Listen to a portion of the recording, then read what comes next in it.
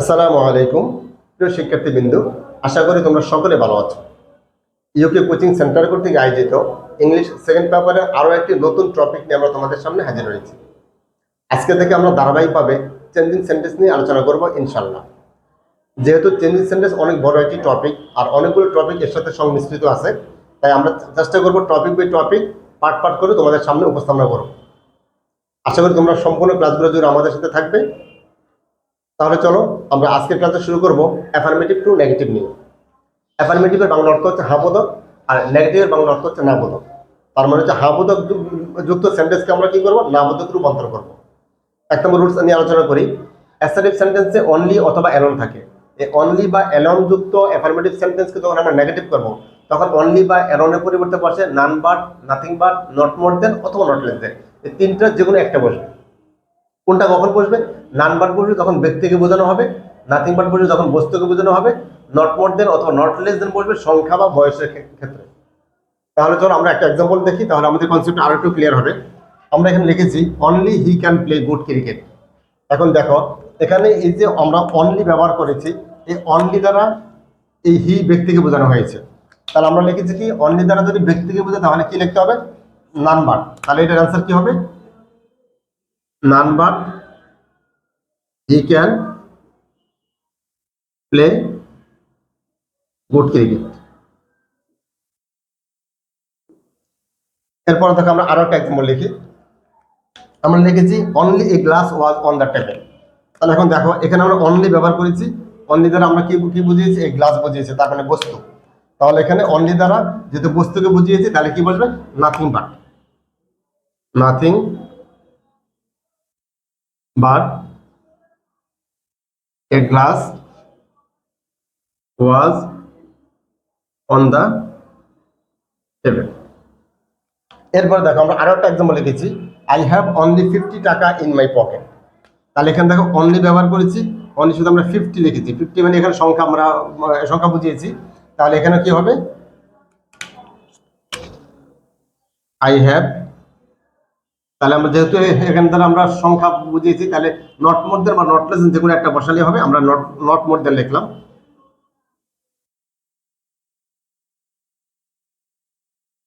50 টাকা in my pocket. আশা করি তোমরা বুঝতে পেরেছো। এরপরে দেখো, আমরা দেখাচ্ছি 2 নম্বর রুলসে চলে যাচ্ছি। 2 নম্বর রুলসে আমরা লিখেছি মাস্ট।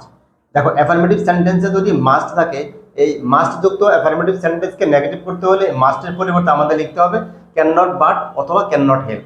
ক্যান নট বাট যদি আমরা লিখি, তাহলে পরবর্তী যে অংশটা আছে ওটা অপরিবর্তিত থাকবে। আর যদি আমরা ক্যান নট হেল্প লিখি, তাহলে ক্যান নট হেল্পের পরে যে বার থাকবে তার সাথে আমাদেরকে আইএনজি যোগ করতে হবে। তাহলে চলো এক্সাম্পল দেখি। আমরা এখানে লিখেছি ইউ মাস্ট ডু ইট। তাহলে এখানে দেখো মাস্ট আছে এখানে। তাহলে আমরা এটা করি, ইউ মাস্ট আছে, আমরা কি can not but do it. Can not but do it. অথবা এটাকে যদি আমরা হেল্প দিয়ে করতাম, তাহলে আমরা এটা কি হইতো আমাদের? You can not help. এরপরে বার পাশে ডু, ডু সাথে আমাদের কি যোগ করতে হবে? আইএনজি যোগ করতে হবে। তাহলে তোমরা আশা করে বুঝতে পেরেছো। অর্থাৎ মাস্ট যদি থাকে, আমরা মাস্টের পরিবর্তে ক্যান নট বাটও লিখতে পারবো, ক্যান নট হেল্পও লিখতে পারবো। যদি আমরা মাস্টের পর এই ক্যান নট বাট যদি আমরা লিখি, তাহলে এই পরবর্তী যে ভার্ব আছে বাকিটা অপরিবর্তিত থাকবে। আর যদি আমরা ক্যান নট হেল্প লিখি, তাহলে এই ভার্বের সাথে কি করতে হবে? আমাদের আইএনজি যোগ করতে হবে। এরপর দেখো আমরা আরো একটা এক্সাম্পল লিখি। আমরা এখানে লিখছি মাস্ট, এটা দেখো কি হয়। আমরা লিখি তাহলে আই, এখানে আমরা ক্যান নট বাট দিয়ে করি, ক্যান নট বাট গো দেয়ার।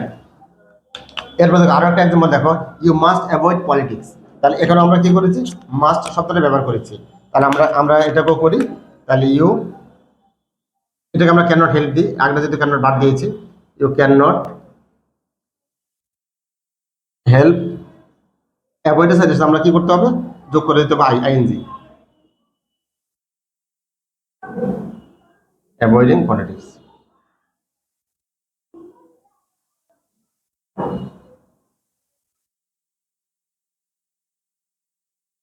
আশা করি বুঝতে পেরেছো। এরপরে চলো আমরা 3 নম্বর রুলস নিয়ে আলোচনা করি। 3 নম্বর রুলস আমরা লিখেছি এভরি, অর্থাৎ অ্যাফার্মেটিভ সেন্টেন্সে যদি এভরি থাকে তাহলে এটাকে নেগেটিভ করতে হলে এভরির পরিবর্তে আমাদের লিখতে হবে দেয়ার ইজ নো। এভরি থাকলে এভরির পরিবর্তে লিখতে হবে দেয়ার ইজ নো। এরপরে এভরির পরে অংশ বসবে, এভরির পরে বলতে এভরির সাথে সবসময় একটা নাউন থাকে, যেমন এই যে every man, everyone, everybody, এভরির সাথে যে নাউনটা থাকবে সেটা অপরিবর্তিত থাকবে, সেটা বসে পড়বে। তারপরে একটা অতিরিক্ত আমাদের বাট যোগ করতে হবে, এরপরে বাকি অংশটুকু লিখে আমাদের সেন্টেন্স শেষ করতে হবে। তাহলে এক্সাম্পল দেখি, আমরা লিখেছি every man wishes to be happy. তাহলে এখানে যেহেতু এভরি আছে, এভরি আছে এখানে, আর এভরি পরে অংশ আছে নাউন ম্যান, তাহলে আমরা এভরির পরিবর্তে কি লিখবো দেয়ার ইজ নো। এরপরে কি আছে এভরি পরে অংশ আমাদের এখানে ম্যান আছে, আমরা ম্যানটা লিখে দিলাম। এরপরে অতিরিক্ত আমাদের একটা বাট যোগ করতে হবে, বাট। এরপর বাকি অংশ যেটা আছে এটা পুরোটা বসে দিব, উইশেস টু বি হ্যাপি। এরপর চলো আমরা আরো একটা এক্সাম্পল দেখি, আমরা লিখেছি every one will help him. তাহলে এখানে এভরি আছে, আমরা এভরি পরিবর্তে কি লিখবো দেয়ার ইজ নো। এরপরে ওয়ান আছে নাউন, আমরা ওয়ান লিখে দিলাম, নো ওয়ান। এরপর অতিরিক্ত কি যোগ করতে হবে বাট। এরপরে বাকি যা আছে উইল হেল্প হিম। এরপরে দেখো আরো একটা এক্সাম্পল দেখি, এভরিবডি লাইকস ফ্লাওয়ার্স। তাহলে এভরি আছে এখানে, এভরি সাথে আছে বডি, তাহলে আমরা এভরি পরিবর্তে কি লিখবো দেয়ার ইজ নো, তারপর আছে বডি, অতিরিক্ত লিখতে হবে বাট। এরপরে লাইকস ফ্লাওয়ার্স, অর্থাৎ এভরি থাকবে, এভরি পরিবর্তে আমরা কি লিখবো দেয়ার ইজ নো। এরপর আমরা এভরির সাথে যে নাউন থাকবে নাউনটাকে লিখবো, এরপর অতিরিক্ত একটা আমাদের বাট দিতে হবে। এরপরে বাকি অংশ যা আছে তাই আমরা সেন্টেন্সে উল্লেখ করে আমি সেন্টেন্স শেষ করবো। আশা করি তোমরা সকলে বুঝতে পেরেছো। তাহলে প্রিয় শিক্ষার্থী বিন্দু, চলো আমরা এরপরে আরো একটা রুলসে চলে যাচ্ছি, অলওয়েজ। দেখো অ্যাফার্মেটিভ সেন্টেন্সে যদি অলওয়েজ থাকে, এই অলওয়েজ যুক্ত অ্যাফার্মেটিভ সেন্টেন্সকে নেগেটিভ করতে হলে আমাদের অলওয়েজ যে থাকবে অলওয়েজের পরিবর্তে লিখতে পাবো আমরা নেভার, এবং ওই সেন্টেন্সের যে অ্যাফার্মেটিভ শব্দ থাকবে তার বিপরীত শব্দ আমাদেরকে লিখতে হবে। আমি আরেকবার কথা বলি, অলওয়েজ যুক্ত অ্যাফার্মেটিভ সেন্টেন্সকে নেগেটিভ করতে হলে অলওয়েজের পরিবর্তে আমাদের লিখতে হবে নেভার, এবং ওই সেন্টেন্সের যে অ্যাফার্মেটিভ শব্দ থাকবে তার বিপরীত শব্দ লিখতে হবে। তাহলে চলো আমরা একটা এক্সাম্পল দেখি। আমরা এখানে লিখছি আই অলওয়েজ রিমেম্বার ইউ। তাহলে এখানে আছে অলওয়েজ, আর অলওয়েজের পরে অ্যাফার্মেটিভ শব্দ আছে আমাদের রিমেম্বার। তাহলে আমরা কি লিখবো আই অলওয়েজ বলতে আমরা কি লিখবো নেভার। তাহলে এখানে রিমেম্বার হচ্ছে মনে রাখা, এর বিপরীত শব্দ হচ্ছে বলে যাওয়া, ফরগেট। এরপর হচ্ছে ইউ।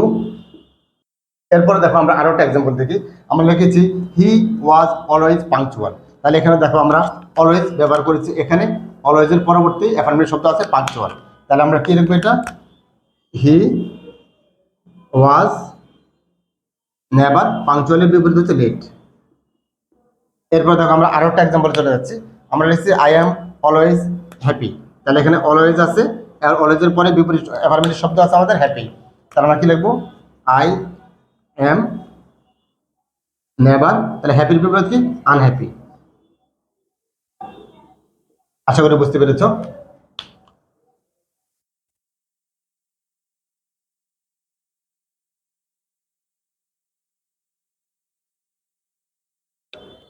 প্রিয় শিক্ষার্থী, এরপরে চলো আমরা 5 নম্বর রুলসে চলে যাচ্ছি।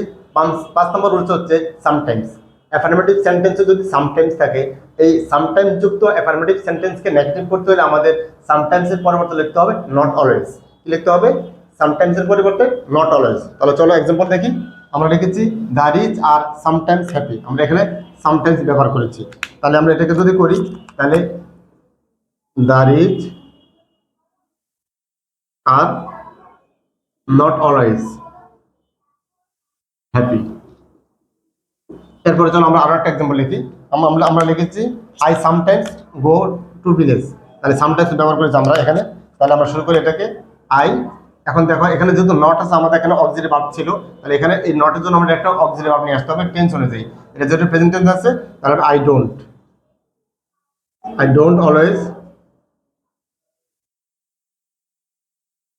গো টু ভিলেজ। এরপর দেখো আরো একটা এক্সাম্পল আমরা লিখেছি হি সামটাইমস কামস হিয়ার। তাহলে আমরা এখানেও সামটাইমস ব্যবহার করেছি। তাহলে আমরা কি লিখবো হি, এখানেও অক্সিলারি ভার্ব নাই, যেহেতু এটাও প্রেজেন্ট টেন্স আছে, আমরা একটা অক্সিলারি ভার্ব, তাহলে হির সাথে হবে ডাজেন্ট। হি ডাজেন্ট অলওয়েজ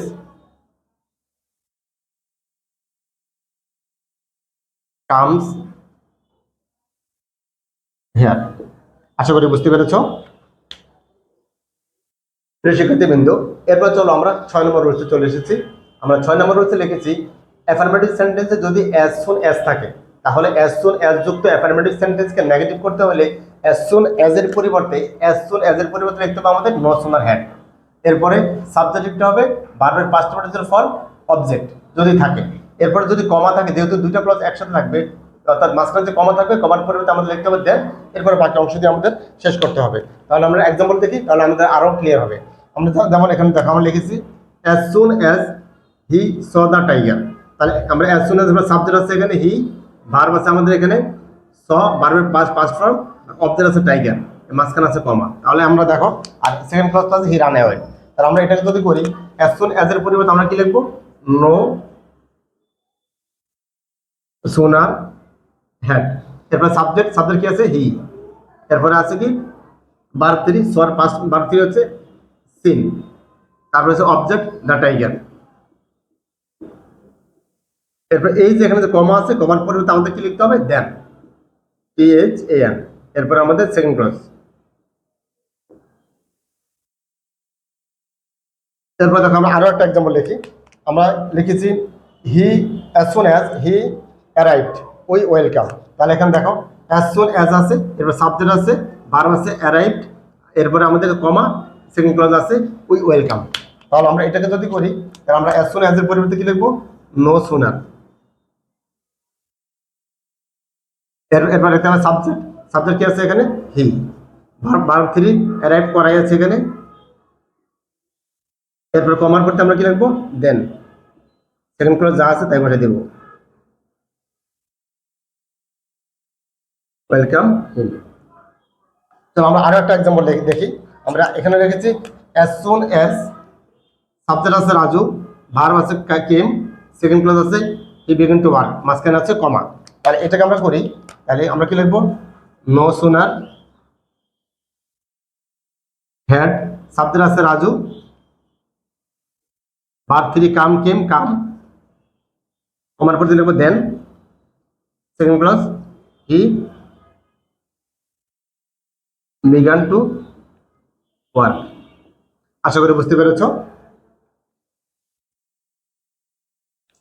প্রিয় শিক্ষার্থীবৃন্দ। এরপর চলো আমরা 7 নম্বর রুলসে চলে যাচ্ছি। 7 নম্বর রুলসে অ্যাফার্মেটিভে থাকবে বোথ ডট এন্ড। তাহলে এই বোথ ডট এন্ড যুক্ত অ্যাফার্মেটিভ সেন্টেন্সকে নেগেটিভ করতে হলে আমাদের এই যে প্রথম যে বোথ থাকবে তার জন্য আমাদের লিখতে হবে নট অনলি, আর পরে যে এন্ড থাকবে সেটার জন্য আমাদের লিখতে হবে বাট অলসো। তাহলে আমরা এক্সাম্পল দেখি। আমরা এখানে লিখেছি দেখো I prefer both T and coffee. এখন দেখো এখানে আমরা এই যে বোথ আর ডট এই যে আমরা এন্ড ব্যবহার করেছি। তাহলে এখন খেয়াল করো আমরা কি লিখবো আই, এখানে আছে বোথ, তাহলে আমরা যেহেতু বোথ থাকলে আমরা কি লিখবো not only T but also, কারণ যেহেতু এন্ড আছে এন্ডের জন্য কি লিখবো আমরা বাট অলসো কফি। এরপর চলো আমরা আরো একটা এক্সাম্পল দেখাচ্ছি। আমরা লিখেছি I add both mango and orange. তাহলে এখন দেখো এই যে বোথ মাঝখানে ডট আর এরপর এন্ড, তাহলে আমরা এটা কি লিখবো আই অ্যাড বোথ আছে, তার আমরা কি লিখবো বোথের পরিবর্তে কি লিখি আমরা নট অনলি ম্যাঙ্গো, এরপর এন্ড আছে কি লিখবো আমরা বাট অলসো অরেঞ্জ। এরপরে চলো আমরা আরো একটা এক্সাম্পল চলে যাচ্ছি। আমরা লিখছি both Asif and Afif went there. তাহলে এখানে আমরা লিখছি বোথ ডট আসিফ, এরপরে আমরা লিখছি এন্ড। তাহলে প্রথম যে বোথ আছে আমরা এটার জন্য কি লিখবো not only Asif but also Afif went there. আশা করি তোমরা বুঝতে পেরেছো প্রিয় শিক্ষার্থীবৃন্দ। এরপর চলো আমরা 8 নম্বর রুলসে চলে এসেছি। 8 নম্বর রুলসে আমরা লিখেছি ম্যানি। অ্যাফার্মেটিভ সেন্টেন্সে যদি ম্যানি থাকে তাহলে এই ম্যানি যুক্ত অ্যাফার্মেটিভ সেন্টেন্সকে নেগেটিভ করতে হলে আমাদের ম্যানির পরিবর্তে লিখতে হবে নট এ ফিউ। কি লিখতে হবে নট এ ফিউ। চলো আমরা এক্সাম্পল দেখি। আমরা লিখেছি there are many students in the class. তাহলে এখানে ম্যানি লিখেছি আমরা, তাহলে কি লিখবো দেয়ার আর ম্যানি আমরা কি লিখবো not a few. Not a few students in the class. এরপর দেখো আমরা আরেকটা এক্সাম্পল লিখেছি, আই হ্যাভ ম্যানি ফ্রেন্ডস। এখানে ম্যানি লিখেছি আমরা, তাহলে ম্যানির পরিবর্তে আমরা কি লিখবো? I have not a few friends. এরপর দেখো আমরা আরো একটা এক্সাম্পল লিখেছি, there are many books in my table. এখানে মধ্যে দেখো ম্যানি ইউজ করেছি আমরা, আর আমরা এটা লিখবো there are not a few books in my table. শিক্ষার্থীবৃন্দ, এরপরে চলে যাচ্ছে আমরা 9 নম্বর রুলসে। 9 নম্বর রুলসে আমরা লিখেছি এ ফিউ, অর্থাৎ অ্যাফার্মেটিভ সেন্টেন্সে যদি এ ফিউ থাকলে এই ফিউ যুক্ত অ্যাফার্মেটিভ সেন্টেন্সকে নেগেটিভ করতে হলে আমাদের লিখতে হবে নট ম্যানি। আমি আবার বলি, এই ফিউ যুক্ত অ্যাফার্মেটিভ সেন্টেন্সকে নেগেটিভ করতে হলে অ্যাফার্মেটিভ যুক্ত সেন্টেন্সকে নেগেটিভে রূপান্তর করবো, তখন এই ফিউর পরিবর্তে আমরা কি লিখবো? Not many. চলো আমরা একটা এক্সাম্পল লিখি, I have a few friends. তাহলে দেখো এখানে এ ফিউ আছে, তাহলে আমরা এটাকে যদি নেগেটিভ করি তাহলে কি হবে? আই হ্যাভ, তাহলে এই ফিউর পরিবর্তে আমরা কি লিখবো? Not many, not many friends. এরপর দেখো আমরা আরেকটা রুলসে চলে যাচ্ছি, এক্সাম্পল চলে যাচ্ছি, I have a few books. তাহলে আমরা এটাকে যদি করি তাহলে কি হবে? I have not many books. তারপর আরো একটা এক্সাম্পল দেখো, she has a few pens. তাহলে আমরা এটা যদি করি তাহলে she has not many pens. আশা করি সকলে বুঝতে পেরেছ। প্রিয় শিক্ষার্থীবৃন্দ, এরপরে চলো আমরা 10 নম্বর রুলসে চলে এসেছি। 10 নম্বর রুলস আমরা লিখেছি অ্যাফার্মেটিভ সেন্টেন্স থাকবে টু ডট ডট টু। এটাকে আমরা যখন এই টু ডট ডট টু যুক্ত অ্যাফার্মেটিভ সেন্টেন্সকে আমরা যখন নেগেটিভ করবো, এই প্রথম যে টু আছে এটা পরিবর্তে লিখতে হবে আমাদের সো, পরে যে টু আছে তার জন্য পরিবর্তে লিখতে হবে আমাদের দ্যাট। এরপর সাবজেক্ট টেন্স অনুযায়ী আমাদের ক্যান নট অথবা কুড নট। যদি সেন্টেন্সটা যদি প্রেজেন্ট টেন্স থাকে তাহলে আমাদের লিখতে হবে ক্যান নট, আর সেন্টেন্স যদি আমাদের থাকে পাস্ট টেন্স তাহলে আমাদের লিখতে হবে কুড নট, এরপরে বাকি অংশ। তাহলে আমরা এক্সাম্পল লিখি, তাহলে আরো কি অংশ ক্লিয়ার হবে। আমরা লিখি the man is too weak to work. এখন দেখো এটাকে যদি আমরা নেগেটিভ করতে যাই তাহলে আমরা কি লিখবো? দ্য ম্যান ইজ, এই টু আছে, টুর পরে আমরা কি লিখবো? সো, এরপরে উইক আছে, তারপর আছে দ্যাট, এই টু জন্য আমরা লিখবো দ্যাট। এরপর সাবজেক্ট, তাহলে সাবজেক্ট কি আছে? দ্য ম্যান, আমরা লিখবো হি। এরপরে টেন্স অনুযায়ী ক্যান নট বা কুড নট, এটা যেহেতু ইজ আছে তাহলে প্রেজেন্ট টেন্স আমরা কি লিখবো? Can not. তারপর হচ্ছে বাকি অংশ ওয়ার্ক। এরপর আমরা আরেকটা এক্সাম্পল লিখি, আমরা লিখেছি he is two tired to speak out. তাহলে এখানে দেখো, তাহলে আমরা এটাকে নেগেটিভ করতে হলে আগে লিখবো হি ইজ, টু আছে আমরা টুর পরিবর্তে লিখবো সো, পরে টায়ার্ড, পরে টুর পরিবর্তে লিখবো আমরা দ্যাট, এরপরে আমরা সাবজেক্ট হি, এটাও আছে আমাদের প্রেজেন্ট টেন্সে, তারপর এখানে আমরা লিখবো ক্যান নট স্পিক আউট। এরপর যাও আমরা আরেকটা এক্সাম্পল দেখি, আমরা লিখি the question was too difficult to solve it. তাহলে আমরা লিখি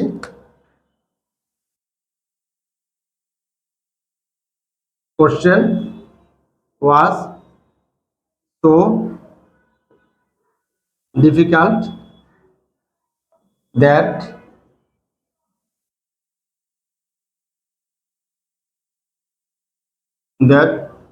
it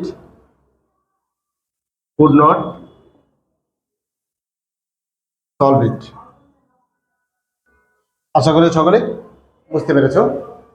প্রিয় শিক্ষার্থীবৃন্দ, এরপরে চলো আমরা 11 নম্বর রুলসে চলে এসেছি। 11 নম্বর রুলস হচ্ছে অ্যাজ ডট ডট অ্যাজ, অর্থাৎ অ্যাজ ডট ডট অ্যাজ যুক্ত অ্যাফার্মেটিভ সেন্টেন্সকে নেগেটিভ করতে হলে এই প্রথম যে অ্যাজ থাকবে তার জন্য লিখতে হবে আমাদের নট লেস, পরে যে অ্যাজ থাকবে তার জন্য লিখতে হবে আমাদের দেন।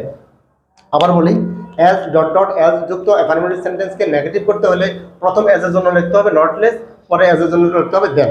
তাহলে আমরা এটাকে এক্সাম্পল করি, he is as intelligent as you. তাহলে আমরা এটাকে যদি আমরা করি তাহলে হি ইজ প্রথমে অ্যাজের জন্য কি লিখব আমরা? নট লেস, পরে ইন্টেলিজেন্ট, পরে অ্যাজের জন্য আমরা কি লিখবো? দেন। পরে হচ্ছে ইউ। এরপর যদি আমরা আরো একটা এক্সাম্পল দেখি, he is as strong, he is as good as you, প্রথম অ্যাজ, দ্বিতীয় অ্যাজ, মাঝখানে গুড। তাহলে আমরা লিখি